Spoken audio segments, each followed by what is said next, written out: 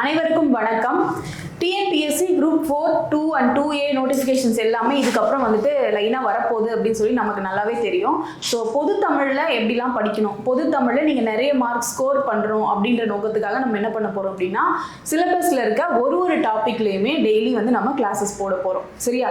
So இதை வந்து நீங்கள் கண்டினியூஸாக பார்த்தீங்க அப்படின்னா உங்களுக்கு இலக்கணம் வந்துட்டு ஈஸியாக படிக்கிறதுக்கு யூஸ்ஃபுல்லாக இருக்கும். ஓகேவா? ஸோ சிலபஸில் ஃபஸ்ட்டு நமக்கு கொடுத்துருக்க டாபிக் என்ன அப்படின்னா, பிரித்தெழுதுதல் சேர்த்தெழுதுகள். இதுதான் வந்துட்டு நம்ம இன்னைக்கு பார்க்க போகிறோம். ஸோ இந்த பிரித்தெழுதுக சேர்த்தெழுதுக நீங்கள் அதாவது லாஸ்ட் இயர் கொஸ்டின் பேப்பர்லாம் பார்த்தீங்க அப்படின்னா பிரித்தெழுதுக சேர்த்தெழுதுகளையே நம்ம நிறைய மிஸ்டேக்ஸ் வந்து பண்ணியிருப்போம் இல்லையா? ஸோ அது எல்லாத்தையும் நம்ம சரி செய்யணும் அப்படின்னா நீங்கள் இதை படிக்கிறதுக்கு முன்னாடி புணர்ச்சினா என்ன அப்படின்னு சொல்லி தெரிஞ்சுக்கிட்டீங்க அப்படின்னா, ஸோ எந்தெந்த எழுத்து சொற்கள் வந்து எப்படிலாம் பிரிக்கணும் அப்படின்னு சொல்லிட்டு முழுசாக நீங்கள் தெரிஞ்சுக்கிட்டீங்க அப்படின்னா இதுவே வந்து உங்களுக்கு ஈஸியாகவே இருக்கும். பிரித்து எழுதுக சேர்த்து எழுதுனா ரொம்ப ஈஸி அப்படின்னு சொல்லி நினச்சிருப்போம். ஆனால் நம்மள எத்தனை பேருக்கு, நிறைய பேருக்கு தெரியும் லாஸ்ட் எக்ஸாம்பிள் நம்ம எத்தனை கொஸ்டின் நம்ம விட்டுட்டு வந்தோம் அப்படின்னு சொல்லிட்டு தெரிஞ்சிருக்கும். சரியா? ஸோ புணர்ச்சி அப்படின்னா என்ன அப்படின்னு சொல்றதுக்கு முன்னாடி, புணர்ச்சியை நீங்க படிக்கணும் அப்படின்னாலே நிலைமொழினா என்ன, வருமொழினா என்ன அப்படின்னு சொல்லி தெரிஞ்சுக்கணும்.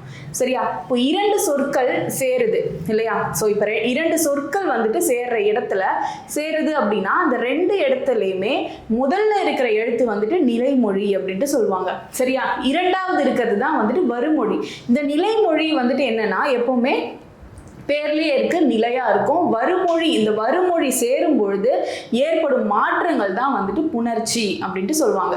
சரியா? ஸோ இதை பத்தி நம்ம இதுக்கப்புறம் கிளாஸ்ல பார்க்கலாம்.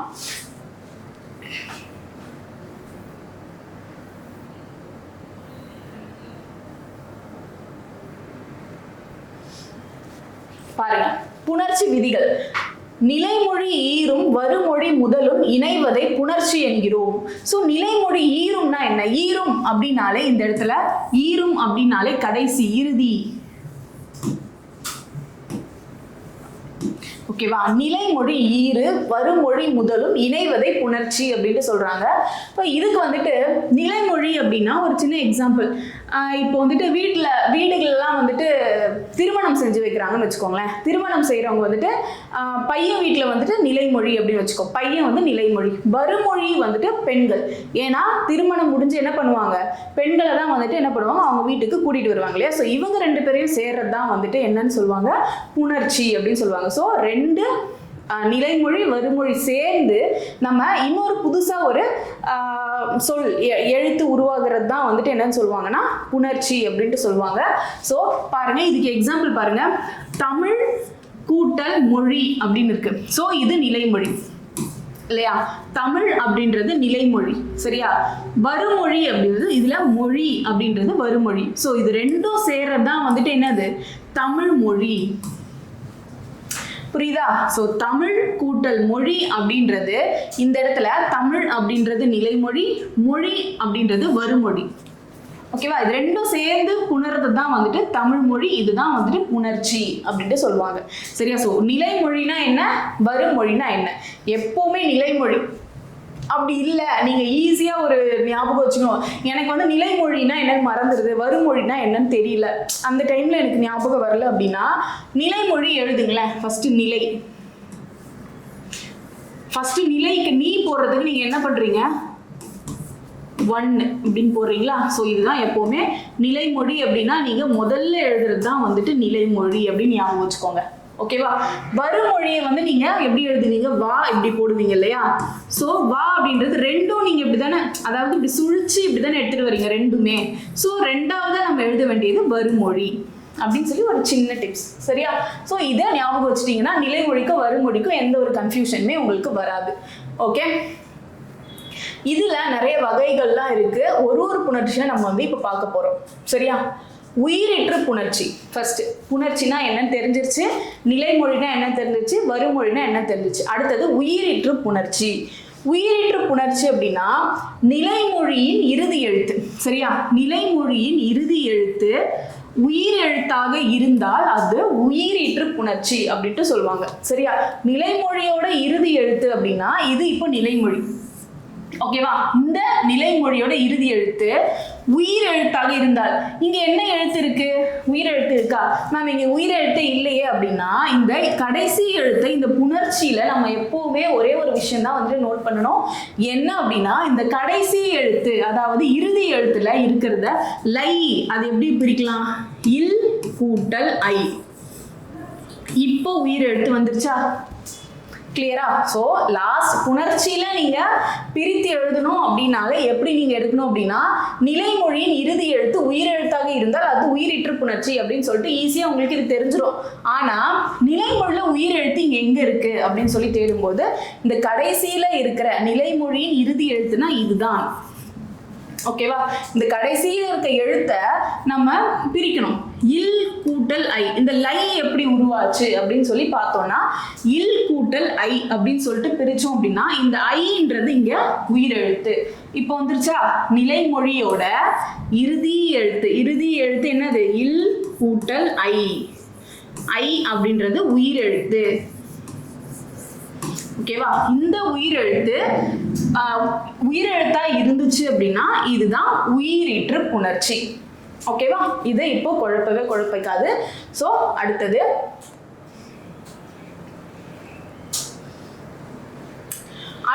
மெய்யீற்று புணர்ச்சி. மெய்யீற்று புணர்ச்சினா என்ன? அதே மாதிரி ஒண்ணு மட்டும் ஞாபகம் வச்சுக்கோங்க. உயிரீற்று புணர்ச்சியில நிலைமொழியோட இறுதி எழுத்து உயிர் எழுத்தா இருந்துச்சு அப்படின்னா உயிரீற்று புணர்ச்சி. அதே மாதிரி தானே இங்க மெய்யீற்று புணர்ச்சி. மெய்யீற்று புணர்ச்சினா என்ன? நிலைமொழியின் இறுதி எழுத்து மெய்யெழுத்தாக இருந்தால் அது மெய்யீற்று புணர்ச்சி. ஓகேவா? மெய்யெழுத்தாக இருந்தால் அது மெய்யீற்று புணர்ச்சி. இப்போ இதுக்கு எடுத்துக்காட்டு. இது என்னது? நிலைமொழி. சரியா? இது நிலைமொழி, இது வந்துட்டு வருமொழி இல்லையா? சோ இந்த நிலைமொழியோட இறுதி எழுத்து என்னவா இருக்கு? இன். இன் அப்படின்றது இங்க மெய்யெழுத்து. சோ இந்த மெய்யெழுத்து நிலைமொழியோட இறுதியில வந்திருக்கு. அப்பனா இது என்னது? மெய்யீற்று புணர்ச்சி. ஓகேவா? சோ இது எப்படி சேர்த்து எழுதலாம்? மண் கூட்டல் அழகு அப்படின்றது மண் அழகு அப்படின்னு சொல்லி வந்திருக்கு. ஓகேவா? சோ நீங்க இதை பார்க்க வேணாம். ஏன்னா இப்போ மெய்யீற்று புணர்ச்சினா என்ன? மெய்யீற்று புணர்ச்சினா என்ன? நிலைமொழியோட இறுதி எழுத்து மெய்யெழுத்தா இருக்கணும். சோ இதுல நீங்க நிலைமொழி வருமொழி கண்டுபிடிக்க முடியாது. ஏன்னா இது வந்து புணர்ச்சி, புணர்ந்துருச்சு. ஓகேவா? நிலைமொழியும் வருமொழியும் சேர்ந்து இது புணர்ச்சி ஆயிடுச்சு. ஓகேவா? அதனால இதை நீங்க பார்க்க வேணாம். மண் கூட்டல் அழகு, அதுல இன் அப்படின்றது மெய்யெழுத்து, நிலைமொழியோட இறுதி எழுத்து மெய்யெழுத்தா வந்ததுனால இது என்ன ஆயிடுச்சு? மெய்யீற்று புணர்ச்சி. கிளியரா?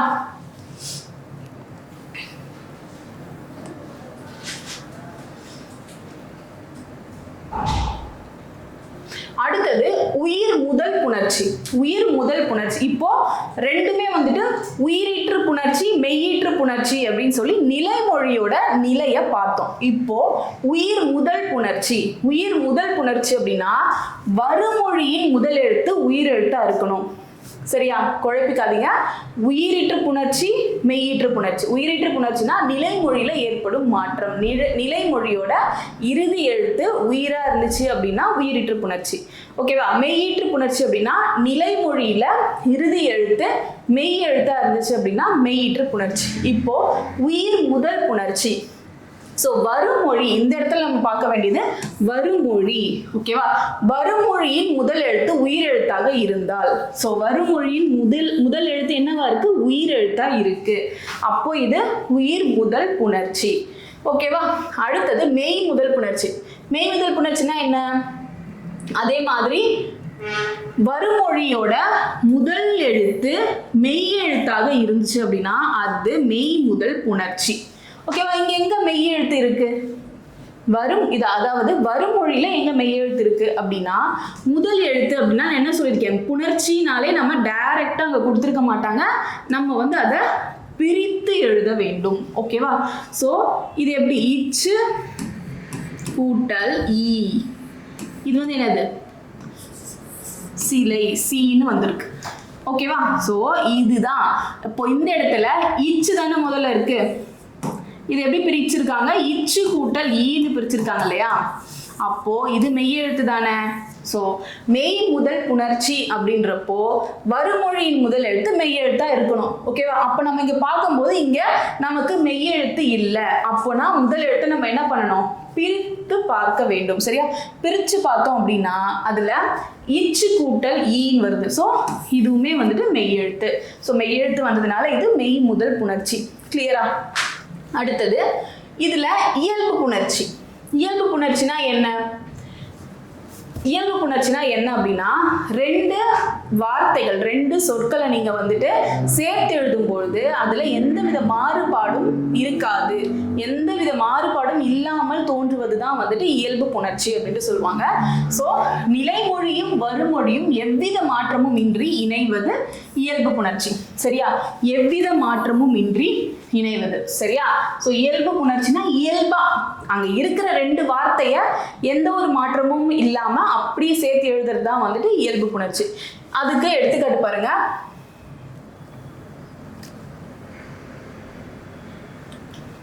தாய் கூட்டல் மொழின்னு இருக்கு. இதை நம்ம எப்படி எழுதியிருக்கோம்? தாய் கூட்டல் மொழின்றது எந்த ஒரு வேறுபாடுமே இல்லை. அது அப்படி என்ன பண்ணியிருக்கோம்? தாய்மொழி அப்படின்ட்டு எழுதியிருக்கோம். சரியா? ஸோ இது வந்துட்டு இயல்பு புணர்ச்சிக்கான எடுத்துக்காட்டு. ஸோ இயல்பு புணர்ச்சின்றது இப்படி தான் வருமா? அதாவது எப்படின்னா ரெண்டு வார்த்தையை நம்ம வந்துட்டு அப்படி அதில் இருக்கிறத ஒரு எந்த ஒரு மாற்றமும் இல்லாமல் அப்படியே சேர்த்து எழுதுனா அது இயல்பு புணர்ச்சியா அப்படின்னா இன்னொரு மெத்தடும் இருக்கு. இப்போ இங்கே கொடுத்துருக்காங்க பாருங்க, உடலோம்பல் அப்படின்ற ஒரு ஆப்ஷன் கொடுத்துருக்காங்க. ஸோ இந்த உடலோம்பலை நம்ம எப்படி பிரித்து எழுதுறாங்க அப்படின்னா உடல் கூட்டல் ஓம்பல்னு இருக்கு. சரியா? உடல் கூட்டல் ஓம்பல் இருக்கு. இந்த இடத்துல இது இயல்பு புணர்ச்சியா அப்படின்னு சொல்லி டவுட் வரும். ஓகேவா? இது இயல்பு புணர்ச்சியா அப்படின்னா இது இயல்பு புணர்ச்சி தான். எப்படி? இங்க உடலோம்பல் அப்படின்னு சொல்லி புணர்ந்து இருக்கு இல்லையா? இந்த இடத்துல இந்த லோ அப்படின்றது எந்த விதமான புது வார்த்தையுமே இது கிடையாது இல்லையா? புது வார்த்தை கிடையாது. எப்படி இந்த லோ அப்படின்றது வந்துச்சு? இல் கூட்டல் ஓ என்ன வரும்? லோ. புரியுதா? இல் கூட்டல் ஓ தான் வந்துட்டு லோவா நமக்கு மாற்றம் அடைஞ்சிருக்கே தவிர இது புதுசா ஒரு எழுத்தை வந்து அந்த இடத்துல போடல. சரியா? அதனால இது இயல்பு புணர்ச்சியில தான் வரும். ஓகேயா? புரியுதா? புரியல அப்படின்னா சரி இன்னொரு தடவை சொல்லி பாருங்க. உடல் கூட்டல் ஓம்பல்னு இருக்கு இல்லையா? ஸோ இது வந்துட்டு இயல்பு புணர்ச்சியா அப்படின்னு நீங்க பார்க்கணும். அப்படின்னா உடல் கூட்டல் ஓம்பல் அப்படின்றது உடல் ஓம்பல் அப்படின்னு எழுதலாம். இந்த உடல் ஓம்பல்ன்றது இங்க இந்த லோ அப்படின்றது நம்ம எப்படிலாம் பிரிச்சு எழுதியிருக்காங்க அப்படின்னா இல் கூட்டல் ஓ, அப்பதான் நமக்கு லோ வரும். ஓகேவா? ஸோ இதுவுமே வந்துட்டு இயல்பு புணர்ச்சி தான். இந்த மாதிரி வேற ஏதாவது கொடுத்து இயல்பு புணர்ச்சி அப்படின்னு கேட்டாலுமே நீங்க எழுதணும். ஓகேவா? ஏன்னா நான் புதுசா வந்துட்டு இந்த வேர்டு வந்திருக்கு, இது இயல்பு புணர்ச்சி இல்லை அப்படின்னு சொல்லிட்டு விட்டுட்டு வந்திருப்போம். அந்த மாதிரி பண்ணாதீங்க இனிமே. ஓகேவா? ஸோ உடல் ஓம்பல்ன்றது உடல் கூட்டல் ஓம்பல்ன்றது உடல் ஓம்பல். இந்த இடத்துல இல் கூட்டல் ஓ சேர்ந்ததுதான் லோ. ஓகேவா? புதுசா ஒரு வார்த்தை அந்த இடத்துல புதுசா ஒரு எழுத்து. இப்போ வந்துட்டு இங்க என்ன சொல்றது, இங்க இந்த உடலுக்கு பதிலா இங்க உடல் ஓம்பலுக்கு பதிலா உடல் ஓம்பல் இர்ன்னு வந்துச்சு அப்படின்னா அது இயல்பு புணர்ச்சி கிடையாது. புரிஞ்சுதா? ஓகே, கிளியரா? அடுத்தது சரி, இயல்பு புணர்ச்சினா என்னன்னு பார்த்தாச்சு. அடுத்தது விகார புணர்ச்சி. விகார புணர்ச்சினா என்ன? இரண்டு சொற்கள் இணையும் பொழுது அந்த சொற்கள்ல வந்துட்டு நிலைமொழியிலோ வருமொழியிலோ அல்லது இரண்டிலும் மாற்றங்கள் ஏற்படும். இயல்பு புணர்ச்சிலாம் எந்த மாற்றமும் இருக்காது அப்படின்னு சொல்லி பார்த்தோம். அதுக்கு ஆப்போசிட் என்னன்னா விகார புணர்ச்சி. விகார புணர்ச்சினா எப்படி இருக்கும்? ரெண்டு அதாவது நிலைமொழி வருமொழி ரெண்டுத்துலையுமே வந்து மாற்றங்கள் இருக்கும். அப்படி இல்லை அப்படின்னா நிலைமொழியில தனியா வருமொழியில தனியா மாற்றங்கள் இருக்கலாம், ரெண்டுமே சேர்ந்துமே மாற்றங்கள் இருக்கலாம் அப்படின்னு சொல்லிட்டு சொல்றாங்க. ஓகேவா? ஸோ அதுதான் விகார புணர்ச்சி. பேர்ல என்ன சொல், விகாரமா இருக்குதுன்னு என்ன சொல்லுவாங்க?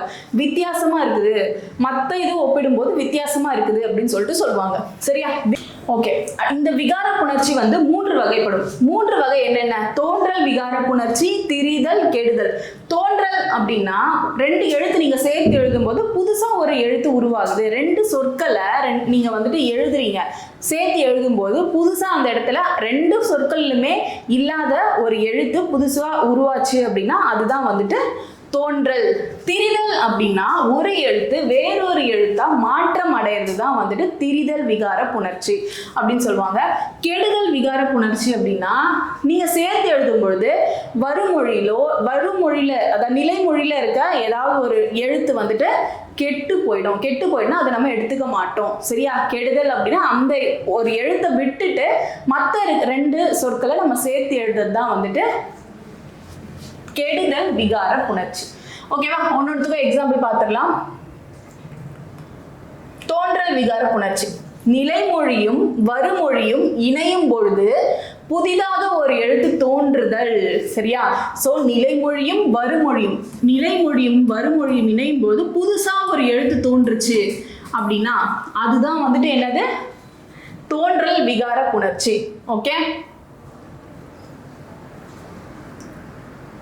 எடுத்துக்காட்டு பாருங்க. தமிழ் கூட்டல் தாய் அப்படின்னு இருக்கு. நம்ம இதை வந்து எப்படி எழுதணும்? தமிழ்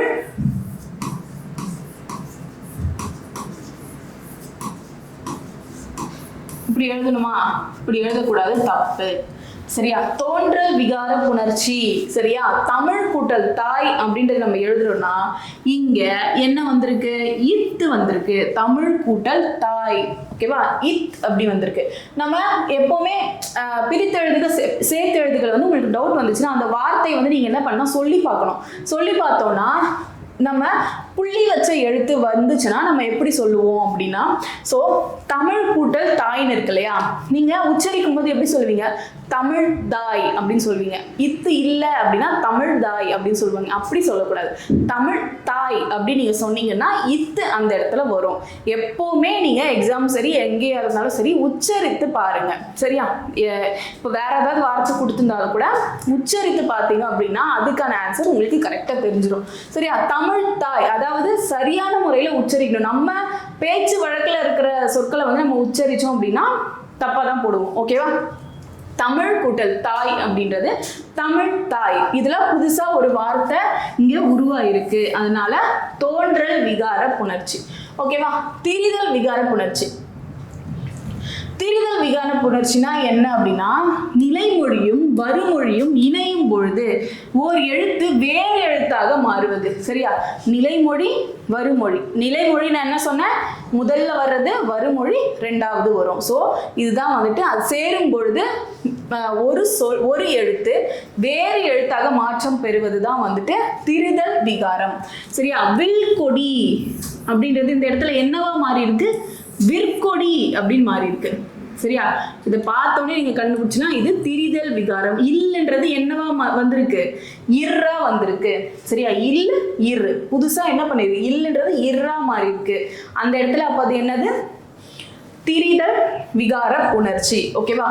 கெடுதல் விகார புணர்ச்சி. கெடுதல் விகார புணர்ச்சி அப்படின்னா நிலைமொழியும் வருமொழியும் இணையும் பொழுது ஓர் எழுத்து மறைவது. கெடுதல் அப்படின்னாலே மறைறதுன்னு ஞாபகம் வச்சுக்கோங்க. ஸோ கெடுதல் விகார புணர்ச்சி அப்படின்னா நிலைமொழியும் வருமொழியும் இணையும் பொழுது மறைவது. என்ன மறையுது அப்படின்னா ஒரு எழுத்து மறைவது தான் வந்துட்டு கெடுதல் விகார புணர்ச்சி. மனம் கூட்டல் மகிழ்ச்சி. ஓகேவா? நம்ம அதை சேர்த்து எழுதும்போது மனம் மகிழ்ச்சின்னு சொல்லுவோமா? மன மகிழ்ச்சி. ஓகேவா? இந்த இடத்துல இம் அப்படின்றது கெட்டு போச்சு, கெடுதல் விகாரம் அப்படின்னு சொல்லுவாங்க. ஓகேவா? ஸோ மன மகிழ்ச்சி தான் சரியான விடை. ஓகேவா? ஸோ மனம் கூட்டல் மகிழ்ச்சின்றது நம்ம எப்படி எழுதுவோம்? மனம் மகிழ்ச்சின்னு எழுதுவோம். மனம் மகிழ்ச்சின்னு நம்ம சொல்ல மாட்டோம். ஓகேவா? ஸோ கெடுதல் விகார புணர்ச்சி. கிளியரா?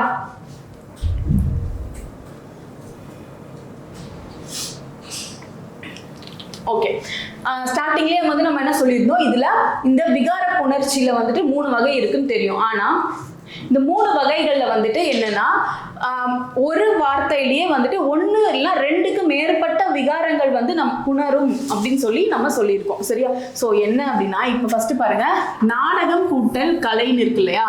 ஸோ இதுல 3 விகாரமும் வந்துட்டு வந்திருக்கும். 2 விகாரம் வந்துட்டு இதுல வந்திருக்கும். சரியா? என்ன அப்படின்னா பாருங்க, நாடகம் கூட்டல் கலை அப்படின்னா நாடக கலை அப்படின்னு வந்திருக்கு.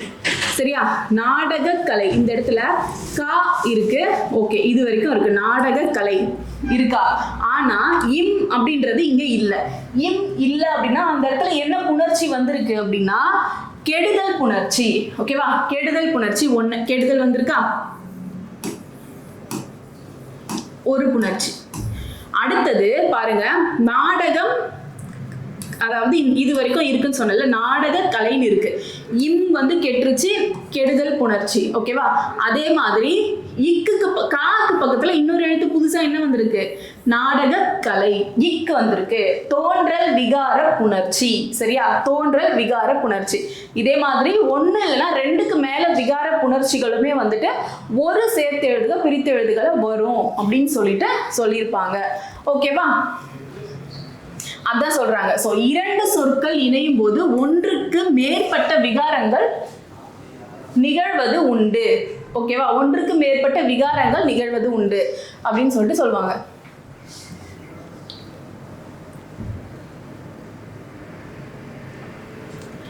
அடுத்ததா உயிரீற்று புணர்ச்சி. உயிரீற்று புணர்ச்சினா என்ன, உடம்படு மெய்ப்புணர்ச்சி. உயிரீற்று புணர்ச்சியில உடம்படு மெய்ப்புணர்ச்சி. ஓகேவா, சோ உயிரீற்று புணர்ச்சினா நம்ம என்ன சொல்லியிருக்கோம் அப்படின்னா, நிலைமொழியோட இறுதி எழுத்து உயிரெழுத்தா இருந்துச்சு அப்படின்னா அதுதான் உயிரீற்று புணர்ச்சி. ஞாபகம் இருக்கா?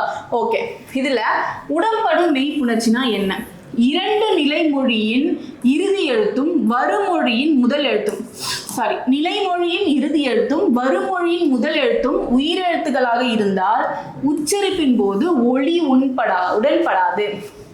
சரி, நிலைமொழியோட இறுதி எழுத்தும் உயிரெழுத்துல இருக்கு, அதே மாதிரி வருமொழியோட முதல் எழுத்தும் உயிரெழுத்துல இருக்கு. அப்படி நீங்க ஒரு எழுத்தை உச்சரிக்கிறீங்க அப்படின்னா அதோட உச்சரிப்பு வந்துட்டு ஒழுங்கா வராது.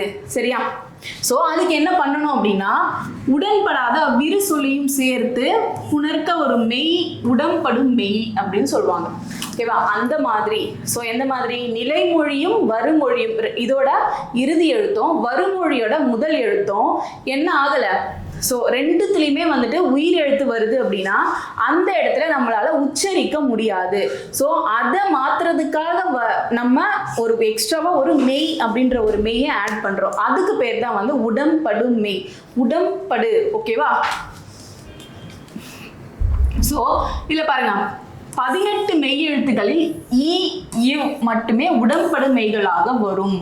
ஓகேவா, இந்த 2 எழுத்துக்கள் மட்டும்தான் உடம்படு மெய் எழுத்துக்களா வரும். எப்படி அப்படின்னா உங்களுக்கு ஒரு எடுத்துக்காட்டு பார்த்தா தெரிஞ்சிடும். ஸோ உடம்படு மெய்னா என்ன, உடம்படு மெய் அப்படின்னா சொல்லிடணும் கரெக்டாக ஞாபகம். எல்லாமே வந்துட்டு அந்த பேர்லேயே இருக்கும். உயிரிட்டு புணர்ச்சினா என்ன, மெய்யிற்று புணர்ச்சினா என்ன, விகார புணர்ச்சினா என்ன, தோன்றல் திரிதல். அதே மாதிரி இப்போ உடம்படு மெய்னா என்ன, உடம்படு மெய்னா என்ன, நிலைமொழியோட இறுதி எழுத்தும் வருமொழியோட முதல் எழுத்துலையுமே உயிரெழுத்துக்கள் வந்துச்சு அப்படின்னா அதை நம்மளால உச்சரிக்க முடியாது. அதை நம்ம கரெக்டாக உச்சரிக்கிறதுக்காக உடன்படு மெய், ஒரு மெய்யை வந்து நம்ம ஆட் பண்ணுறோம். உடன்படு அப்படின்றது உடம்பு சொல்லக்கூடாது, உடம்படுனா உடம்பு குறிக்கல அது. ஓகேவா, உடன்படு அப்படின்னா எக்ஸ்ட்ராவா நம்ம ஆட் பண்றோம்.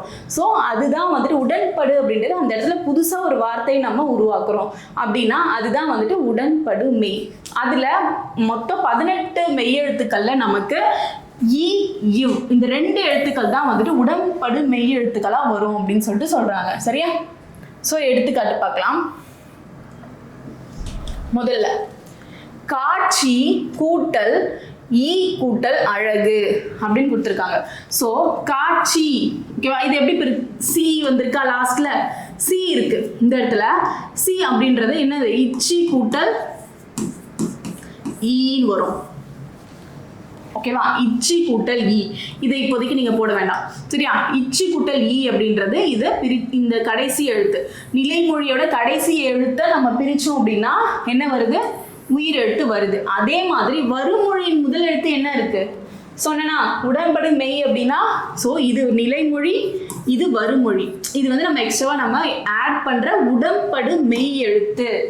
ஓகேவா, ஸோ நிலைமொழி வருமொழி, இதுல கடைசி எழுத்து ஈ வருது, இதுல முதல் எழுத்து வருமொழியில முதல் எழுத்து அதுவுமே வந்துட்டு உயிர் எழுத்துக்கள். ஸோ 2மே வர்றதுனால நம்மளால அதை உச்சரிக்க முடியாது. காட்சி அழகு, காட்சி அழகு அப்படின்னு நம்ம சொல்ல மாட்டோம் இல்லையா, காட்சி அழகு, காட்சி அழகு. ஓகேவா, புரியுதா, காட்சி அழகு.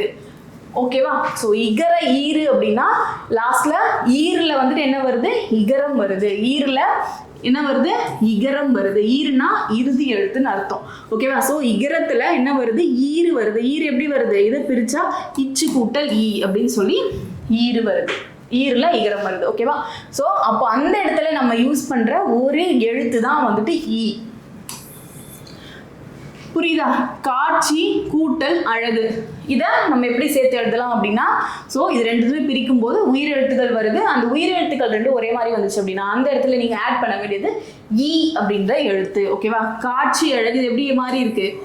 காட்சி அழகு, காட்சி அழகு. ஓகேவா? காட்சி அழகு, காட்சி அழகு.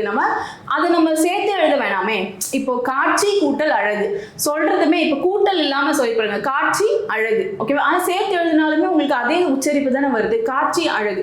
அதை நீங்க சேர்த்து எழுதாமே இருக்கலாமே. ஆனா சேர்த்து எழுதுக அப்படின்னு கொடுத்ததுனால நம்ம என்ன பண்றோம்? காட்சி அழகு. ஓகேவா? அதை அப்படியே எழுதக்கூடாது, காட்சி அழகு. ஒன்னொன்னுத்துக்கும் ஒரு புணர்ச்சி விதிகள் இருக்கு. இந்த ஒரு புணர்ச்சி விதிகள்லாம் நீங்க இப்ப தெரிஞ்சுக்கிட்டீங்க அப்படின்னா சேர்த்து எழுதுக, பிரித்து எழுதுகள எந்த வேர்டா இருந்தாலுமே சரி உங்களால ஈஸியா ஆன்சர் பண்ண முடியும். ஓகேவா? அடுத்தது தீ கூட்டல் அணைப்பான் அப்படின்னு இருக்கு. தீ கூட்டல் அணைப்பான். இங்க வந்துட்டு என்ன இருக்கு? இத்து கூட்டல் ஈ, இத்து கூட்டல் ஈ வருதா? ஸோ இது என்னது? உயிரெழுத்து. அணைப்பான்றதுமே உயிரெழுத்து, ஆ முதல் எழுத்து. ஸோ இந்த இடத்துல தீ அணைப்பான், தீ கூட்டல் அணைப்பான் இருக்கு. தீ அணைப்பான், தீ அணைப்பான் அப்படின்னு நம்ம சொல்ல மாட்டோம். தீ அணைப்பான், தீ அணைப்பான். புரியுதா? ஸோ ஈகார ஈரு. ஓகேவா? தீ சாரிங்க, தீ இருக்கு, அதாவது பெரிய தீ, தீ இருக்கு, அதனால இந்த ஈ வராது, இது. ஓகேவா? ஸோ இறுதியில ஈகாரம் வந்திருக்கு. புரியுதா? இறுதியில என்ன இருக்கு? ஈகாரம். இந்த தீன்றதை எப்படி பிரிக்கலாம்? இத்து கூட்டல் ஈ பிரிச்சாதான் தீ வரும். சரியா? ஸோ தீ அப்படின்றது இங்க கடைசியில ஈகாரம் வந்திருக்கிறதுனால இந்த நம்ம அடிஷ்னலா உடம்படும் மெய் ஒன்று ஆட் பண்றோம். அது என்னது? ஈ அப்படின்ற ஒரு எழுத்து, ஈ. புரியுதா? ஏன் இந்த ஈ போடுறோம் அப்படின்னா, இங்க பாருங்க, இந்த ஈ இங்கேயுமே ஈ. புரியுதா? ஸோ ஈ அப்படின்றதுனால என்ன பண்றோம்? ஈ போடுறோம். புரியுதா? கலை கூட்டல் அறிவு, கலை கூட்டல் அறிவு இது எப்படி எழுதலாம்? கலை இங்க என்ன வருது? பிரிச்சா ஐ, எதை பிரிச்சா? லைய பிரிச்சா. இல்லு கூட்டல் ஐ. ஒரு நிமிஷம். ஸோ இந்த லைய பிரிச்சா எப்படி பிரிக்கலாம்? இல்லு கூட்டல் ஐ, லை. ஓகேவா? ஸோ இது வந்து எப்படி எழுதலாம்? கலை. இதுவுமே வந்துட்டு உயிரெழுத்து, இங்கே உயிரெழுத்து, ரெண்டும் சேர்றதுக்கு இடையில நம்ம என்ன போடுறோம்? உடம்படும் மெய். ஐகார ஈருல என்ன வந்திருக்கு? ஐகாரம் வந்திருக்கு. ஓகேவா? அதனால நம்ம ஈ ஆட் பண்றோம்.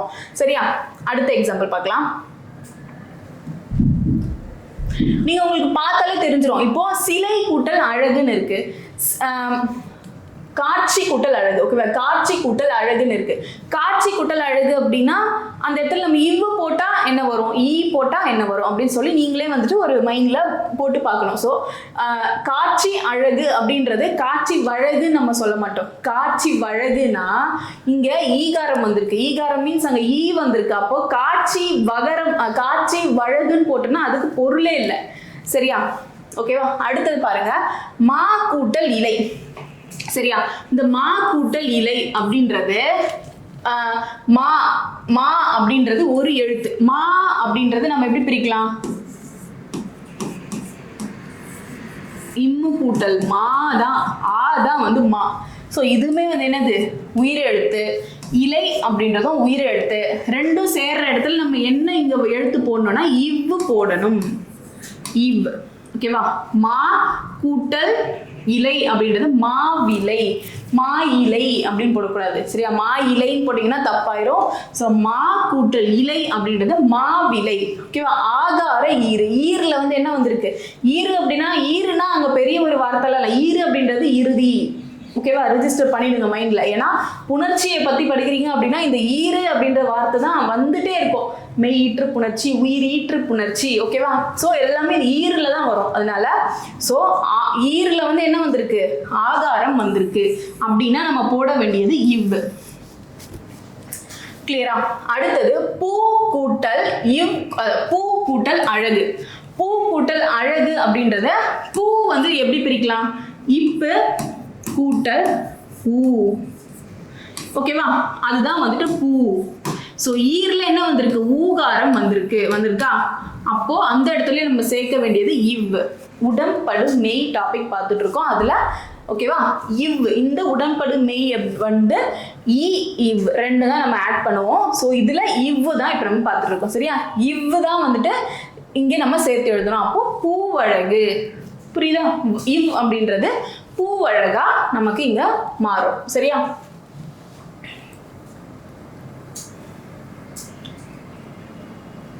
ஓகே.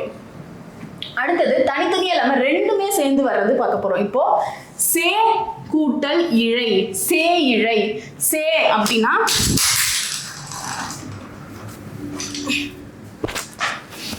Very sorry. அடுத்ததா சே கூட்டல் இழை அப்படின்னு இருக்கு. சே கூட்டல் இழை அப்படின்னு இருக்கு. சே அப்படின்றது இச் கூட்டல் ஏ. ஓகேவா, இதுதான் வந்துட்டு சே. ஸோ இந்த நிலைமொழியோட இறுதி எழுத்துல என்ன வந்திருக்கு, ஏ வந்திருக்கு. ஏ அப்படின்றது ஏகார உயிரெழுத்து. ஸோ அந்த எழுத்து வரும்போது நம்ம என்ன சேர்க்கணும், சே இழை. சே இழை, சே விழை சேர்க்கக்கூடாது, சே இழை. ஓகேவா, அதே மாதிரி சே கூட்டல் அடின்னு கொடுத்துருக்காங்க. அதே சேவை வச்சு இழைக்கும் கொடுத்துருக்காங்க, அடிக்கும் கொடுத்துருக்காங்க. ஓகேவா, ஸோ இது வந்துட்டு ஓகே. இதுக்கு வந்துட்டு இன்னொரு இது என்னன்னா சே கூட்டல் இழைன்னு இருக்கு. ஸோ இங்க உயிரெழுத்துல என்ன இருக்கு, ஈ இருக்கு, அதனால நம்ம ஈ எடுத்துக்கணும். புரியுதா, சே கூட்டல் அடி இருக்கு. அடின்றது இவ்வு கூட்டல் ஆ என்ன வரும், வா. ஓகேவா, ஸோ இங்க உயிரெழுத்து கூட என்ன பண்ணிருக்கு, இந்த இவ்வு சேர்ந்து புணர்றதுனால இங்க சேவடி. புரியுதா, ஸோ சே கூட ரெண்டு எழுத்துமே வந்துட்டு வரும், இ இவ். ஓகேவா, இதுல சே கூட்டல் இழை அப்படின்னு இருக்கு. சே கூட்டல் இழையில முதல் எழுத்து உயிர் எழுத்து ஈன்றதுனால ஈ, சரியா, ஈ அப்படின்றதுனால இது எப்படி எழுதலாம், இழை. ஈ கூட்டல் அதாவது என்னன்னா சே கூட்டல் இழை அப்படின்றது சே இழை அப்படின்னு எழுதலாம். அந்த இப்போ இது தெரியுதா, இது எப்படி வந்து சேர்ந்து வந்திருக்கு, ஈ கூட்டல் ஈ. ஓகேவா, ஓகே. அதே மாதிரி தான் சே கூட்டல் அடி அப்படின்றது சேவடி. ஓகேவா, இந்த லாஸ்ட் எழுத்து ஆன்றதுனால இவ்வு கூட்டல் ஆ வா. புரிஞ்சுதா, ஸோ ரெண்டுமே சேர்த்து எழுதுவாங்க. ஓகே, இதுல வந்துட்டு நன்னூல்ல வந்துட்டு என்ன சொல்லியிருக்காங்க அப்படின்னா இ ஐ வழி யாவும் ஏனைய உயிர் வழி வாவும் ஏமுன் இவ்விருமையும் உயிர்வரின் உடம்படு மெய்யென்றாகும் அப்படின்னு சொல்லி நன்னூல்ல சொல்லியிருக்காங்க.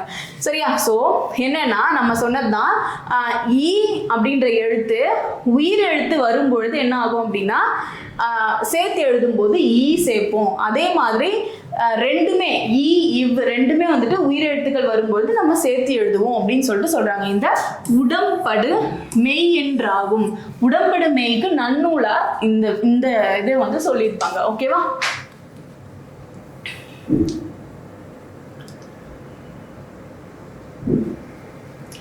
ஓகே. அடுத்தது குற்றியலுகர புணர்ச்சி. குற்றியலுகர புணர்ச்சினா என்ன, குற்றியலுகரம், குற்றியலுகரத்துக்கே உரிய எழுத்துக்கள் என்னென்ன அப்படின்னா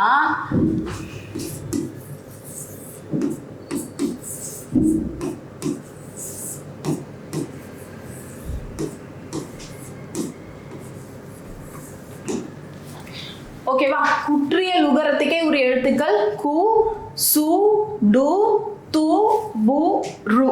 ஓகேவா, இந்த எழுத்துக்கள் தான். ஸோ இந்த எழுத்துக்கள்ல என்னன்னா ஒரு அதாவது நெடில் எழுத்துக்கு அடுத்து ஒரு நெடில் எழுத்து இருக்கு. நெடில் எழுத்து இதுதான் நெடில் எழுத்து. ஓகேவா, நெடில் எழுத்துக்கு அடுத்து ஒரு குற்றியலுகர எழுத்து வந்துச்சு அப்படின்னா அதோட ஒலி அளவு குறையாம அப்படியே ஒலிக்கும். சரியா, அதுவே ஒரு குறில் எழுத்து கூட ஒரு குற்றியலுகர எழுத்து வந்துச்சு அப்படின்னா அதற்குரிய ஓசையிலிருந்து குறைந்து ஒலிக்கும் அப்படின்னு சொல்லிட்டு எல்லாருக்குமே தெரியும். சரியா, ஸோ இங்கே குற்றியலுகர புணர்ச்சினா என்ன, குற்றியலுகர சொற்களில் நிலைமொழியின் இறுதியில் உள்ள குற்றியலுகரம் வருமொழியின் முதலில் உள்ள உயிரெழுத்துடன் புணரும் பொழுது. சரியா, பாருங்க, இது நிலைமொழி, இது வருமொழி, நல்லாவே உங்களுக்கு தெரியும். ஓகேவா, இதுல நிலைமொழியின் இறுதியில் உள்ள குற்றியலுகரம் இதுதான் நிலைமொழியின் இறுதியில் உள்ள குற்றியலுகரம் இது.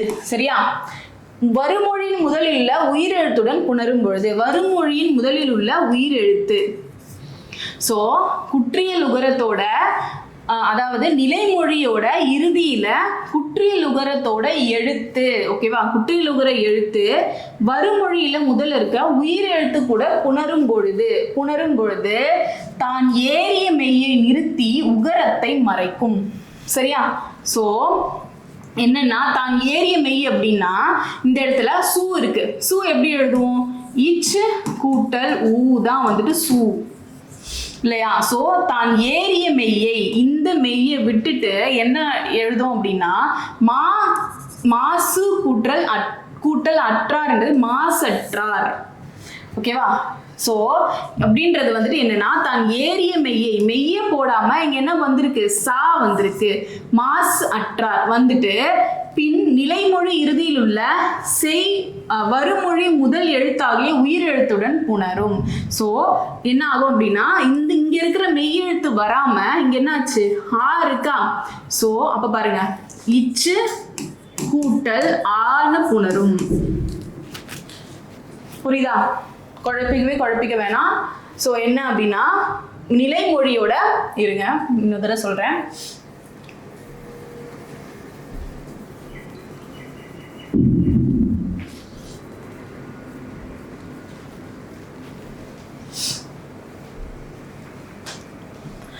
என்ன அப்படின்னா நிலைமொழியோட இறுதி எழுத்து குற்றியலுகர எழுத்தா இருக்கு. ஓகேவா? குற்றியலுகர எழுத்தா இருக்கு. ஓகே, வருமொழியோட முதல் எழுத்து என்னவா இருக்கு? உயிர் எழுத்தா இருக்கு. இப்போ இந்த இடத்துல வந்துட்டு என்ன ஒரு மாற்றம் நடந்திருக்கு அப்படின்னா இந்த இடத்துல சு அப்படின்றது இச்சு கூட்டல் ஊ அப்படின்னு இருக்கா. ஸோ இதுல இருக்க உகரத்தை அது எடுத்துக்காம, எது குற்றியல் உகர புணர்ச்சியில ஊ அப்படின்ற உகரத்தை எடுத்துக்காம இது என்ன பண்ணிருக்கு அப்படின்னா வருமொழியில இருக்க உயிரெழுத்தை எடுத்திருக்கு. ஓகேவா? உயிரெழுத்தை எடுத்துச்சு அப்படின்னா இச்சு கூட்டல் ஆ சான்னு வந்திருக்கு. சரியா? சோ மாசு கூற்றல் அற்றார் அப்படின்றது மாசற்றார். புரியுதா? உகரத்தை விட்டுட்டு என்ன எடுத்திருக்கு? இதுல இருக்க உயிரெழுத்துல இருக்க சாவை எடுத்திருக்கு, மாசற்றார். ஓகேவா? புரியுதா? பாருங்க, கிளியரா எக்ஸ்பிளைன் கீழே கொடுத்துருக்காங்க. சோ பாருங்க, மாசற்றார் அப்படின்றது இச்சு கூட்டல் ஊ இல்லையா? அற்றார் உயிர்வரின் உட்குரல் மெய்விட்டோடும். ஓகேவா? இதுதான் இந்த உயிர்வரின் உட்குரல் மெய்விட்டோடும் அப்படின்றது உயிர் வரும் பொழுது, அதாவது வருமொழியில உயிரெழுத்து உயிர்வரின்னதோ நம்ம உயிர் வர வைக்கிறது அப்படிலாம் கிடையாது. உயிர்வரின் அப்படின்னா என்னன்னா இப்போ வருமொழியில இருக்க இந்த உயிரெழுத்து வரும்பொழுது நிலைமொழியில இருக்க இந்த உகரம் உயிரெழுத்து, அதாவது என்ன உட்குரல்னு சொல்லுவாங்க, உகரம் அல்லது உட்குரல். இந்த உட்குரல் வந்து என்ன ஆகும்? ஆன்சர், அதாவது சேர்த்து எழுதும் போது அது வராது, மெய்விட்டோடும். சரியா? ஸோ மாச் கூட்டல் அற்றார் அப்படின்னு நம்ம எழுதுவோமா? இங்க போட்டிருக்கோம். ஓகேவா? எழுதுவோமா? அதே மாதிரி உடல் மேல் உயிர் வந்து ஒன்றுவது இயல்பே. ஓகேவா? ஸோ இது உடல் மேல் உயிர் வந்து ஒன்றுவது இயல்பே அப்படின்ற விதிப்படி மாசற்றார் ஆயிடுச்சு. ஓகேவா? சரியா? ஒன்றுவது இயல்பே அப்படின்ற மாதிரி மாசற்றார்.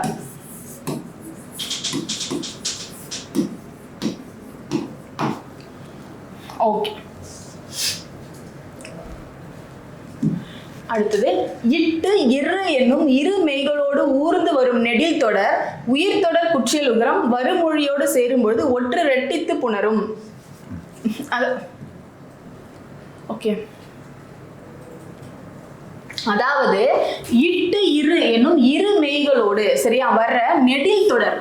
ஓகேவா? இப்போ நெடில் தொடர் அப்படின்னு இப்போ இங்க ஒரு எக்ஸாம்பிள் நம்ம பார்க்கலாம். வீடு கூட்டல் தோட்டம் அப்படின்னு இருக்கு. இந்த இடத்துல இந்த வீடு அப்படின்றது இட்டு கூட்டல் ஊ அப்படின்னா டூன்னு எடுப்போம் இல்லையா?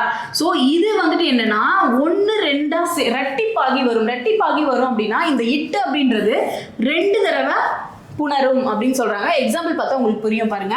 ஸோ வீடு கூட்டல் தோட்டம் அப்படின்னு இருக்கு. இதை சேர்த்து எழுதினா நம்ம எப்படி எழுதலாம்? வீட்டு தோட்டம்னு எழுதுவோம். இந்த இடத்துல வீட்டு தோட்டம் அப்படின்றது வீடுன்னு இருக்கு இல்லையா? இந்த 2 அப்படி இட்டு கூட்டல் ஊன்னு எழுதியாச்சு. சரியா? ஸோ வீட்டு, ஸோ இட்டும் இருக்கு 2வும் இருக்கு. ஸோ ரெட்டிப்பு ரெண்டுமே ஒன்று தானே. ஸோ இது வந்து என்னது டானா வரிசைன்னு சொல்லுவாங்க, டா டா டி டி டூ டூ சொல்லுவாங்கல்ல. ஸோ அந்த டானா வரிசையில் வந்திருக்கு. ஸோ என்னன்னா ரெட்டித்து உணரும். கரெக்டு தானே. ஸோ வீடு கூட்டல் தோட்டம் அப்படின்றது இந்த டூவரை பிரித்தோம் அப்படின்னா இட்டு கூட்டல் ஊ அப்படின்னு வரும். ஸோ இந்த இட்டு கூட்டல் ஊ அப்படின்றது வீட்டு தோட்டம்னு வரும். ஸோ இங்கேயுமே வந்துட்டு டா வந்திருக்கு, இங்கேயுமே டா வந்திருக்கு. இதுதான் ரெட்டிப்பாகும். நல்லா புரியும் நினைக்கிறேன். சரியா, ரெட்டிப்பாகும். அடுத்ததா காடு கூட்டல் மரம் அப்படின்னு இருக்கு இல்லையா. காடு கூட்டல் மரம் அப்படின்றது இங்க இருக்கிறது டூ. ஸோ இட்டு கூட்டல் ஊன்னு தான் பிரிப்போம். காட்டு மரம் 2 தடவை ரெட்டிப்பாயிருக்கா. ரெண்டுமே ரெண்டுமே வந்துட்டு ஒரே டானா வரிசையில வர எழுத்துக்கள் தான். ஸோ ரெண்டுமே வந்து ரெட்டிப்பாயிருக்கு, அதை தான் அங்க சொல்றாங்க. ஓகேவா. அடுத்தது இது வந்து இட்டு, இது வந்து இட்டுக்கான எக்ஸாம்பிள். சரி, அடுத்தது இருக்கான எக்ஸாம்பிள் பாருங்க. இரு அப்படின்றது சோறு. இந்த சோறு வந்துட்டு எப்படி பிரிப்போம், இரு கூட்டல் ஊ அப்படின்னு பிரிப்போம் இல்லையா. இர் அப்படின்றது சோற்று பானை. இங்க வரும்போது சோறு அப்படின்றது அங்க போகும்போது என்ன ஆகும், சோற்று பானையா வரும். ஸோ ரெண்டுமே வந்துட்டு என்னாச்சு, ரெண்டுமே ரா வரிசை. ஓகேவா. ஸோ இதுவுமே வந்து ரெட்டிப்பாகும். அதே மாதிரி ஆறு கூட்டல் நீர் அப்படின்றது ஆற்று நீர். வயிறு கூட்டல் பசி வயிற்று பசி. கயிறு பிளஸ் வண்டி கயிற்று வண்டி. புரிஞ்சு படிச்சுங்க அப்படின்னா இலக்கணம் ரொம்பவே எளிமையா இருக்கும். சரியா. ஸோ கயிறு கூட்டல் வண்டின்றது கயிற்று வண்டி. ஸோ இது எதனால இங்க கொடுத்துருக்கோம் அப்படின்னா 2 தடவை வந்து ரெட்டித்து வரும் அப்படின்னு சொல்லிட்டு சொல்லியிருக்காங்க. சரியா. நெடிலோடு உயிர்த்தொடர் குற்றியல் உகரங்களுள் டா ரா ஒற்று இரட்டும் வேற்றுமை மிகவே அப்படின்னு சொல்லி நன்னூல் வந்து சொல்லுது. சரியா. நெடிலோடு உயிர்த்தொடர் குற்றியல் உகரங்களுள் டா ரா ஓகேவா ஒற்று இரட்டு இரண்டும் வேற்றுமை மிகவே அப்படின்னு சொல்லிட்டு நன்னூல் வந்து சொல்லியிருக்காங்க. ஓகேவா. ஸோ இதுக்கு என்ன அர்த்தம்னா நம்ம இங்க பார்த்துருக்கோம் இல்லையா. இது வந்துட்டு என்னது நெடில். நெடிலோட குற்றியல் உகர எழுத்து வந்திருக்கு. குற்றியல் உகர எழுத்தோட என்ன சொல்றாங்க, இன்னொரு உயிர் எழுத்துக்கள் சேரும் பொழுது நமக்கு என்னவா வரும் அப்படின்னா ரெட்டிப்பாக வரும் அப்படின்னு சொல்லிட்டு சொல்றாங்க. வேற்றுமை மிகவே. ஓகேவா. இலக்கணம் பொறுத்த வரைக்கும் ஏதாவது ஒரு வேர்டிங்ஸ்ல சேயிங் கொடுத்துட்டு ஏதாவது சொன்னாங்க, யார் சொன்னது அப்படின்னு கேட்டாங்கன்னா நன்னூல் தான் பெரும்பாலும் வரும். ஓகேவா. இலக்கணத்தை பத்தி நன்னூல் தான் வரும். சரியா. அடுத்தது முற்றியல் உகரம். ஓகே, முற்றியல் உகரம் அப்படின்னா என்ன? ஸோ முற்றியல் உகரம் அப்படின்னா நிலைமொழியின் இறுதியில் உள்ள முற்றியல் உகரமும் குற்றியல் உகரத்தை போலவே, முன்னாடி நம்ம பார்த்தோம்ல குற்றியல் உகரத்துக்கு என்னென்ன ஒரு விதிகள்லாம் பார்த்தோமோ அதே தான் முற்றியல் உகரத்துக்குமே வரும். ஸோ இது வந்துட்டு மெய்யை நிறுத்தி உகரம் மறையும். பின் நிலைமொழி இருக்கு. ஓகே, எக்ஸாம்பிள் பார்த்தா உங்களுக்கு புரிஞ்சிடும். பின் நிலைமொழி இறுதியில் உள்ள மெய் வருமொழி முதல் எழுத்தாகிய உயிர் எழுத்துடன் உணரும். ஸோ பார்க்கலாம். வரவு கூட்டல் அறிந்தான் அப்படின்னு இருக்கு. இது நிலைமொழி, இது வருமொழி. இந்த வரவு கூட்டல் அறிந்தான்ல நம்ம வந்துட்டு இங்க என்ன இருக்கு, இந்த ஊடுறதை எப்படி பிரிப்போம், இவ்வு கூட்டல் ஊ அப்படின்னு பிரிப்போம். கூட்டல் அறிந்தான். முற்றும் அற்று ஒரே வழி. ஓகேவா. முற்றும் அற்று அப்படின்னா இந்த இவ் அப்படின்றது என்ன ஆச்சு, ஊ எடுத்துக்காம நம்ம என்ன பண்ணுவோம், இவ்வோட நிறுத்துறோம். ஓகேவா. வர கூட்டல் அறிந்தான் அப்படின்னு இருக்கு. இதை நம்ம எப்படி எழுதுவோம் அப்படின்னா உடல் மேல் உயிர் வந்து ஒன்றுவது இயல்பே. ஓகேவா. ஸோ இந்த உடல் இருக்கு, உயிர் வந்து ஒன்றுவது இயல்பே அப்படின்னா வர வரிந்தான். ஸோ இந்த இடத்துல எப்படி மாறி இருக்கு, இவ்வு இங்க இருக்கிற இவ்வும் இங்க இருக்கிற ஆவும் சேர்ந்து வாவா மாறிடுச்சு. ஓகேவா. இங்க இருக்கிற இவ்வும் இங்க இருக்க ஆவும் சேர்ந்து வா அப்படின்னு மாறுறதுனால உடல் மேல் உயிர் வந்து இதை எப்படி நமக்கு இப்ப எக்ஸாம்ல எல்லாம் கேட்கறாங்க அப்படின்னா வரவறிந்தான் அப்படின்றது எந்த புணர்ச்சி விதியின்படி புணர்ந்துள்ளது. எக்ஸாம்பிள் என்ன கொடுத்துருப்பான், முற்றும் மற்ற ஒரோ வழி அப்படின்னு கொடுத்துருப்பான். உடல் மேல் உயிர் வந்து ஒன்றுவதே, நமக்கு தெரிஞ்சது ஒன்னே ஒண்ணுதான், உடல் மேல் உயிர் வந்து ஒன்றுவது இயல்பே. கண்ணை மூடி போட்டுருவோம் இல்லையா. ஸோ இனிமே அர்த்தம் தெரிஞ்சு போடுங்க. ஓகேவா. உடல் மேல் உயிர் வந்து ஒன்றுவது இயல்பே அப்படின்னா நிலைமொழியில இருக்க கடைசி எழுத்தை நம்ம பிரிக்கும் பொழுது ஒரு மெய் எழுத்து வரும். அந்த மெய் எழுத்து கூட வருமொழியில இருக்க முதல் எழுத்து உயிர் எழுத்தா இருந்து நீங்க அதை ரெண்டுத்தையும் சேர்த்து எழுதுனீங்கன்னா அதுதான் உடல் மேல் உயிர் வந்து ஒன்றுவது இயல்பே. ஓகேவா.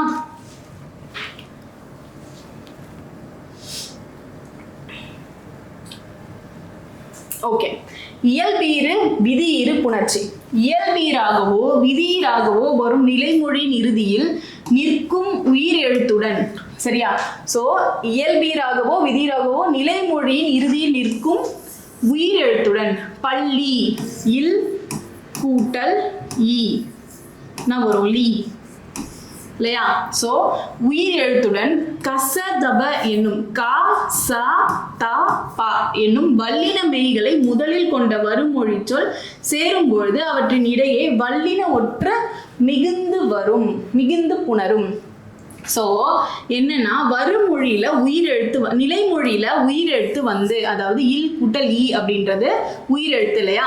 ஸோ இந்த உயிரெழுத்து வந்து நிலைமொழியில வல்லின எழுத்துக்கள் ஆகிய கா ச த ப இதுல ஏதாவது ஒரு எழுத்து வந்துச்சு அப்படின்னா அது கூடவே வல்லின மெய்யெழுத்தோட ஒற்று வரும்.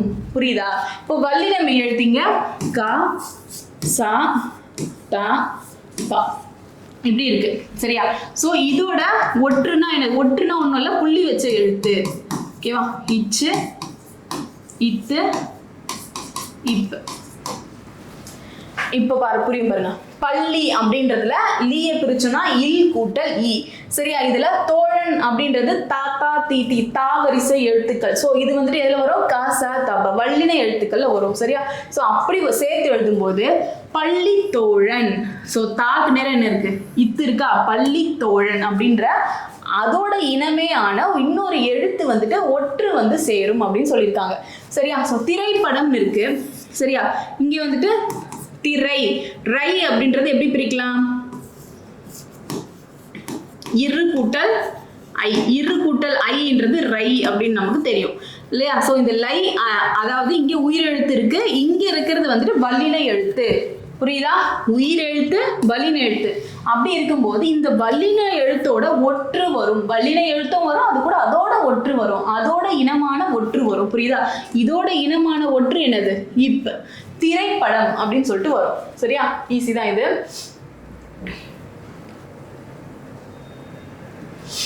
அடுத்தது நிலம் கூட்டல் தலைவர்னு இருக்கு. இந்த இடத்துல இம் அப்படின்றது இங்க என்னவா இருக்கு? மெய் எழுத்தா இருக்கு சரியா?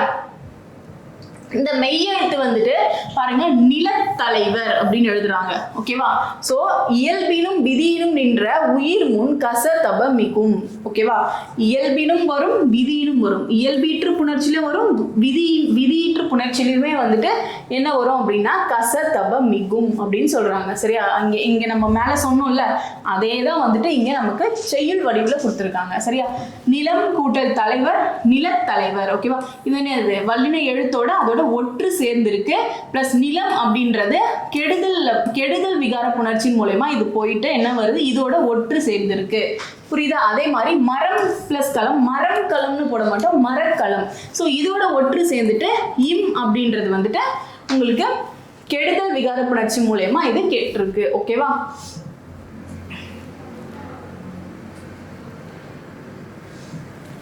அடுத்தது பூ பெயர் புணர்ச்சி.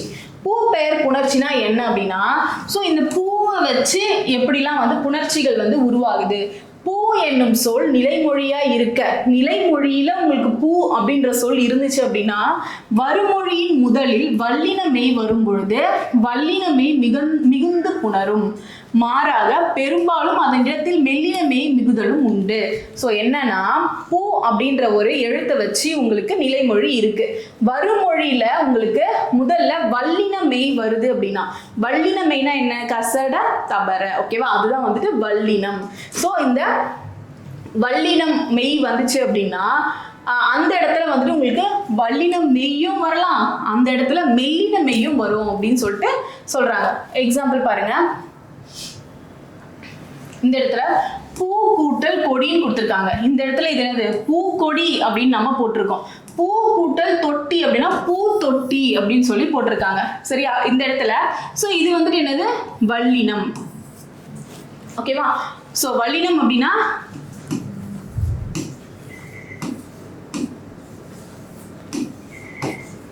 வல்லினம். ஓகேவா? மெல்லினம் அப்படின்னா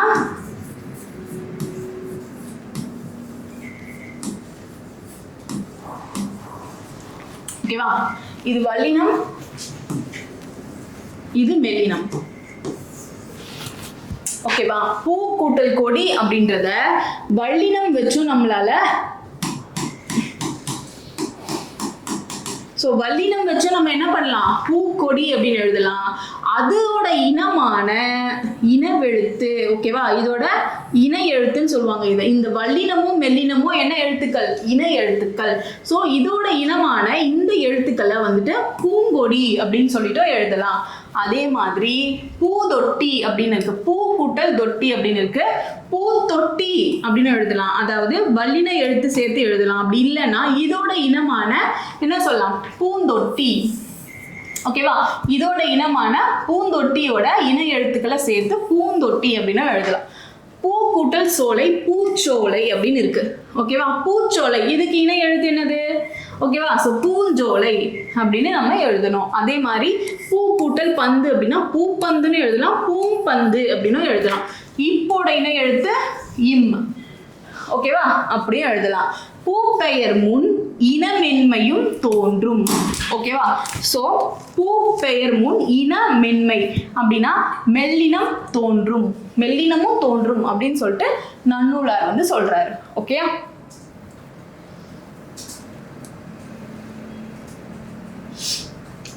அடுத்தது மெய்யீற்று புணர்ச்சி. நிலைமொழியின் இறுதி எழுத்து மெய்யெழுத்தாக நிற்க வருமொழியின் முதலாக வரும் உயிரெழுத்துடனோ மெய்யெழுத்துடனோ புணர்வது தான் வந்து மெய்யீற்று புணர்ச்சி. ஸோ நிலைமொழியின் இறுதி எழுத்து மெய்யெழுத்தாக நிற்க, நிலைமொழியோட இறுதி எழுத்து என்னது, மெய்யெழுத்து. ஆனா வருமொழியின் முதலாக வரும் உயிரெழுத்துடனோ மெய்யெழுத்துடனோ புணர்வது. ஸோ இது வந்துட்டு வருமொழி இருக்க உயிரெழுத்து அப்படின்னா மெய்யெழுத்து கூட சேர்றதுதான் வந்துட்டு என்னது, மெய்யீற்று புணர்ச்சி. ஸோ வாய் கூட்டல் ஒலி அப்படின்றது வாயொலி. ஸோ இது வந்துட்டு ஈ கூட்டல், இது வந்துட்டு எதுல வரும், இயல்பு புணர்ச்சியில தான் வரும், சொல்லியிருக்கேன்ல. ஸோ இயல்பு புணர்ச்சி அப்படின்றது நம்ம அப்படியே சேர்த்து எழுதுறதே கிடையாது. ஸோ இதுவுமே இயல்பு புணர்ச்சி, இதுவுமே இயல்பு புணர்ச்சி. மண் கூட்டல் மகள் அப்படின்றது மண்மகள் அப்படின்னு சொல்லிட்டு நம்ம எழுதலாம். ஸோ ரெண்டுமே வந்து இயல்பு புணர்ச்சியில வரும். மெய்யீற்று புணர்ச்சி, மெய்யீற்று புணர்ச்சினா நிலைமொழியில மெய்யெழுத்து வந்துச்சு அப்படின்னா அதுதான் மெய்யீற்று புணர்ச்சி, ஓகேவா.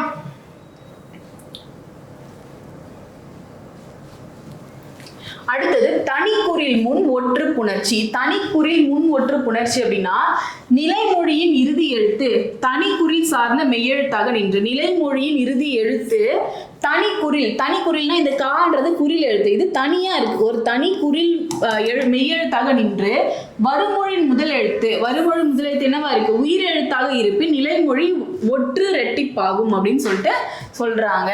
ஸோ என்ன அப்படின்னா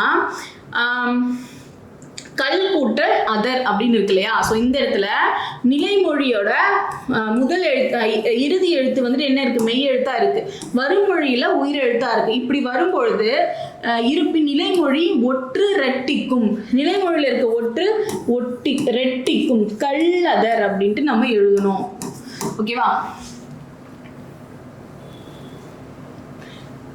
ஸோ எப்படி எழுதுறோம்னா கல் கூட்டல் அதர் அப்படிங்கிற கல் கூட்டல் இல் கூட்டல் அதர் அப்படின்னு சொல்லிட்டு நம்ம எழுதணும், சரியா.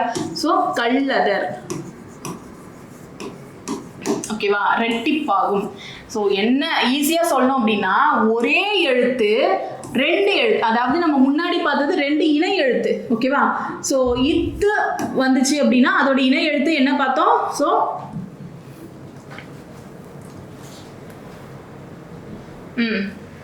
பாருங்க. சோ இந்த மாதிரி இக்கு வந்துச்சு அப்படின்னா அதோட இணை எழுத்து இங்கு வரும் அப்படின்னு சொல்லி பார்த்தோம் இல்லையா. ஆனா இங்க தனிக்குறில் ஒற்று அப்படின்னா அதோட இனமே, அதாவது இல் அப்படின்னா லா தான் வரும், இட் அப்படின்னா டா தான் வரும். இந்த மாதிரி வந்துச்சுன்னா அது தனிக்குறில் முன் ஒற்று, ஓகேவா. தனிக்குறில் முன் ஒற்று உயிர்வரின் ரெட்டும். ஸோ தனிக்குறிலுக்கு முன்னாடி ஒற்று இருந்துச்சு அப்படி, அதுக்கு அடுத்து அதாவது தனிக்குறிலுக்கு முன்னாடி ஒற்று இருந்துச்சு அப்படின்னா வருமொழியில உயிர் எழுத்து அப்படின்னுச்சுன்னா அது ரெண்டு தடவை வரும், ரெட்டிப்பாகும் அப்படின்னு சொல்லிட்டு நன்னூலார் சொல்றாரு, ஓகேவா. அடுத்து மகரமெய். மகரமெய் அப்படின்னா நிலைமொழியின் இறுதி எழுத்து மகரமெய்யாக வரும்போது 3 நிலைகளில் புணரும், சரியா. சோ பாருங்க,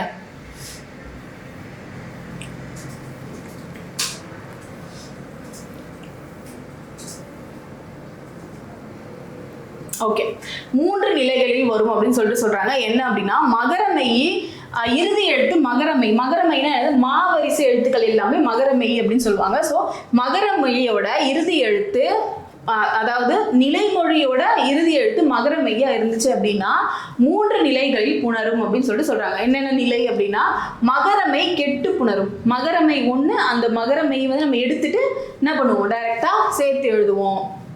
அதுக்கு எக்ஸாம்பிள் பாடம் கூட்டல் வேலை, இது மகர மெய்.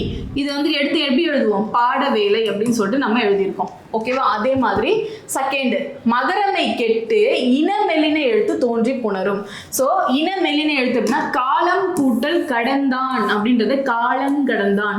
இம்மோட இன எழுத்து என்ன வரும் அப்படின்னா இங்கு. ஓகேவா?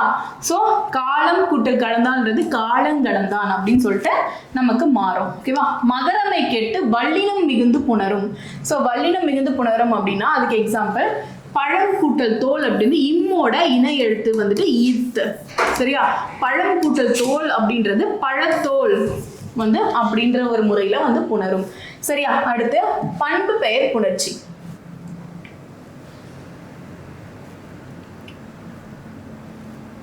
பண்பு பெயர்னா என்ன அப்படின்னா ஒரு குணத்தை ஒரு நிழல், அதாவது ஒரு குணம் அப்படி இல்லைன்னா ஒரு நிறம், அதை பத்திலாம் வந்து குறிக்கிறது தான் வந்துட்டு பண்பு பெயர் அப்படின்னு சொல்லுவாங்க. ஸோ அந்த பண்பு பெயருக்கு அடுத்து வர புணர்ச்சி தான் வந்து பண்பு பெயர் புணர்ச்சி. பண்பு பெயர் சொல் நிலைமொழி சொல்லாக நின்று வருமொழி சொல்லுடன் புணரும் பொழுது. ஸோ பண்பு பெயர் இது வருமொழி. ஸோ இந்த ஃபர்ஸ்ட்ல பண்பு பெயர் இருந்துச்சு அப்படின்னா இது வந்துட்டு பண்பு பெயர் புணர்ச்சி. சரியா? இது மொத்தம் 8 நிலைகள் இருக்கும். அது என்னன்னு பார்க்கலாம். நிலைமொழியின் இறுதியில் உள்ள மை கெட்டு புணரும். நிலைமொழியில இறுதி, ஸோ பெருமை கூட்டல் வழின்றது இந்த மை கெட்டு பெருவழி அப்படின்னு சொல்லிட்டு புணரும். இது ஈறுபோதல் அப்படின்ட்டு சொல்லுவாங்க. ஓகேவா? அடுத்து மை விகுதி கெட்டு நிலைமொழி சொல்லின் இறுதியில் உள்ள உகரம் இகரமாக திரியும். ஸோ 2வது மை விகுதி கெட்டுறோம். இதுல இருக்க உகரம், ஸோ மை விகுதி போயிடுச்சுன்னா பெரு கூட்டல் அண்ணுன்னு இருக்கும். இதுல இந்த ரூ அப்படின்றது என்ன உச்சரிப்பு, ஊ. இரு கூட்டல் ஊ தான் வந்துட்டு ரூ.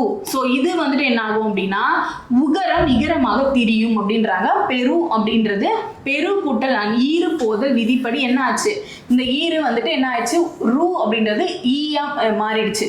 ஸோ ரூ அப்படின்றது என்னவா மாறிடுச்சு அப்படின்னா ரீயா மாறிடுச்சு. சரியா? ரூ அப்படின்றது ரீயா மாறும். ஸோ பெரிய கூட்டல் அண், உகரம் இகரமாதல். சரியா? இது உகரம் இகரமாதல்ன்ற விதிப்படி என்ன ஆச்சு, இங்க இருக்கிற ஊ வந்துட்டு இகரம் ஆயிடுச்சு. ஊ எப்படி ஆச்சு, இரு கூட்டல் ரூ ஊ. அதே மாதிரி இங்க ரீ அப்படின்றது இரு கூட்டல் ஈ ரீ. ஓகேவா? சோ பெரி கூட்டல் அன்ன்றது பெரியன் அப்படின்னு சொல்லி இங்க மாறி இருக்கு. ஓகேவா? சோ மை விகுதி கெட்டு நிலைமொழி சொல்லின் இறுதியில் உகரம் இகரமாக தெரியும். உகரம் இகரமா மாறிடுச்சு. இங்க இருக்கிற உகரம் வந்துட்டு என்ன மாறிடுச்சு, இகரமா மாறி பெரியன் அப்படின்னு சொல்லி நம்ம சேர்த்து எழுதணும். சரியா? அடுத்தது மை விகுதி கெட்டு நிலைமொழி சொல்லின் முதல் உள்ள குறில் எழுத்து நெடில் எழுத்தாக மாறும். சோ பாருங்க, முதல் அதாவது மை விகுதி கெட்டுருச்சு. அடுத்தது முதல்ல இருக்க எழுத்து குறிலா இருக்கிறது நெடிலா மாறும். முதுமை கூட்டல் ஊர்ன்றது அப்ப எப்படி மாறும், மூதூர். ஓகேவா? முதுமை கூட்டல் ஊர்ன்றது மூதூரா மாறும். சரியா? இதுல மூது கூட்டல் ஊர் உயிர்வரின் உக்குரல். சோ என்ன அப்படின்னா மை விகுதி கெட்டு நிலைமொழி சொல்லின் முதலில் உள்ள குறில் எழுத்து, சோ குறில் எழுத்து என்ன ஆகும்னா நெடிலா மாறும். அதுதான் வந்துட்டு மூதூர் அப்படின்னு நமக்கு புணர்ந்திருக்கு. ஓகேவா? அடுத்தது மை விகுதி கெட்டு நிலைமொழி சொல்லின் முதலில் உள்ள அகரம் ஐகாரமாக மாறும். சோ மை விகுதி கெட்டுருச்சு. பண்பு பெயர் அப்படின்னாலே மை விகுதி கண்டிப்பா வரும். சரி, மை விகுதி அப்படின்னா மை விகுதி கெட்டு நமக்கு என்ன ஆச்சு, அகரம்ன்றது ஐகாரமா மாறிடுச்சு. பசுமை கூட்டல் தமிழ் தான் நம்ம எப்படி எழுதுவோம், பைந்தமிழ் அப்படின்னு சொல்லிட்டு எழுதுவோம். பசுமை அப்படின்றது அகரம், அகரம் வந்து கெட்டு என்னாச்சு, ஐகாரமா மாறிடுச்சு. ஓகேவா? இப்பு கூட்டல் ஆ தான் வந்து பா, ஆனா இங்க பைன்னு ஆயிடுச்சு. இப்பு கூட்டல் ஐ. சோ அகரம் அப்படின்றது பாருங்க, இப்பு கூட்டல் ஆ அப்படின்றது பா இல்லையா, இப்பு கூட்டல் ஐ அது வந்துட்டு பை. சோ இங்க இருக்கிற அகரம் திரிந்து ஐகாரமா மாறிடுச்சு. ஓகேவா? அதுதான் சொல்றாங்க. அடுத்தது மை கெட்டு நிலைமொழியின் இறுதி எழுத்து மகர மெய்யாக இருந்தால். ஸோ மை கெட்டு நிலைமொழியின் இறுதி எழுத்து, நிலைமொழி மறந்துடாதீங்க, நிலைமொழி இது வரும் மொழி.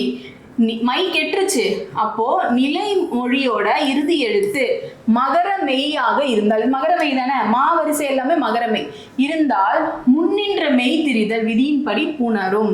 ஸோ முன்னின்ற மெய் திரிதல் விதி அப்படின்னா செம்மை கூட்டல் தமிழ்ன்றது செந்தமிழ் அப்படின்னு சொல்லிட்டு நம்ம எழுதுவோம். செந்தமிழ் இம் வந்து இந்த் என முன்னின்று மெய் திரிதல். சரியா? ஸோ இம் வந்துட்டு என்னாச்சு, இந்தா மாறிடுச்சு. சரியா? அதே மாதிரி மை விகுதி கெட்டு நிலைமொழி சொல் ஒற்று ரெட்டிக்கும் அப்படின்னு சொல்றாங்க. ஸோ இது எப்படி வரும் அப்படின்னா நெடுமை கூட்டல் இலைன்றது நெட்டிலை. சரியா? ஸோ இங்க எப்படி மாறி இருக்கு, இந்த நெடுமை கெட்டுருச்சு, இது வந்து என்னாச்சு, ரெண்டு ரெட்டிருச்சு அப்படின்னாலே இரட்டிப்பானது அப்படின்னாலே ஒரே எழுத்து ரெண்டு தடவை வரும். ஓகேவா? அது இட்டாவும் இருக்கலாம், டூவாவும் இருக்கலாம். சரியா? டாடா டூ டூ டே அந்த மாதிரி. ஓகேவா? அதுதான் வந்து ரெட்டிப்பாகும் அப்படின்னு சொல்றாங்க. அடுத்தது மை விகுதி கெட்டு நிலைமொழியின் இறுதி எழுத்து உயிரெழுத்தாய் நின்று. ஸோ மை விகுதி கெட்டுருச்சு, நிலைமொழியின் இறுதி எழுத்து உயிரெழுத்து இரு கூட்டல் ஊ உயிரெழுத்தாவும் ஆயிடுச்சு. சரியா? வரிமொழியின் முதல் எழுத்து வல்லின மெய்யெழுத்து, அப்போ நிலைமொழியின் முதல் எழுத்து வல்லின மெய்யெழுத்து, வல்லின மெய்னா கசர தபர. ஓகேவா? ஸோ அப்போ கா வருதா, இது வந்துட்டு வல்லின மெய்யெழுத்தாக இருப்பின் இனமிகள் விதிப்படி புணரும். இனமிகள் விதி அப்படின்னா கருமை கூட்டல் கடல் அப்படின்றது கருங்கடல் அப்படின்னு சொல்லி நம்ம எழுதுவோம். சரியா? ஸோ இந்த இங் அப்படின்றது இக்கு இங்கு என இனவெழுத்து மிகும். இனமிகள் அப்படின்னா அதோட இணை எழுத்துக்கள். ஓகேவா? கசர தபரன்ற மாதிரி நமன அப்படின்றது மெய், அதாவது மெல்லின எழுத்துக்கள். ஸோ அதுதான் இணை எழுத்துக்கள். அந்த எழுத்துக்கள் வந்து இதுல சேரும் அப்படின்னு சொல்றாங்க. அடுத்ததா கடைசியா நிலைமொழியின் இறுதி எழுத்து மை விகுதி கெட்டு நிற்கும் பொழுது, நிலைமொழியின் இறுதி எழுத்து மை விகுதி கெட்டு நிற்கும் போது மேற்சொன்ன எவ்விதியிலும் பொருந்தாமல் இருப்பின் இணையவும் என்னும் விதியை பயன்படுத்த வேண்டும். ஸோ மேல இருக்க 8-7 விதிகளுமே எதுவுமே பொருந்தலை அப்படின்னா பசுமை கூட்டல் தளிர் அப்படின்றது நம்ம எப்படி எழுதுவோம், பசும் தளிர் அப்படின்னு சொல்லி எழுதுவோமா?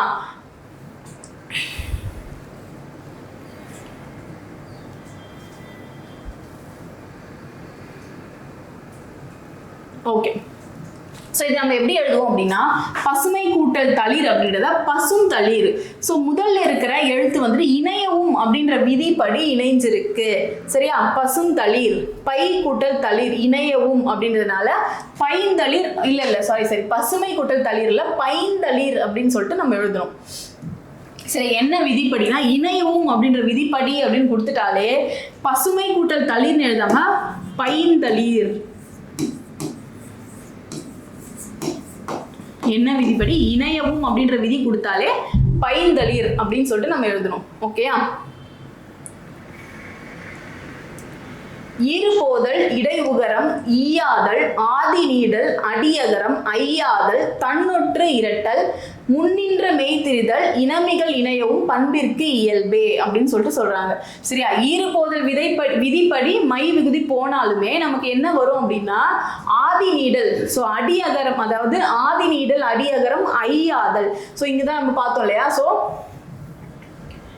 மை விகுதி போனாலும் மை விகுதி போனதுக்கு அப்புறம் முதல்ல இருக்க நம்ம நிலைமொழியில முதல்ல இருக்க எழுத்து பையா மாத்தி நம்ம என்ன பண்ணலாம், ஐகாரமாக்கி அதை வந்து என்ன பண்ணலாம் அப்படின்னா நம்ம இணையவும் விதிப்படி நம்ம சேர்த்து எழுதலாம். சரியா? அதை தான் நன்னூலர் வந்து சொல்றாரு. ஓகே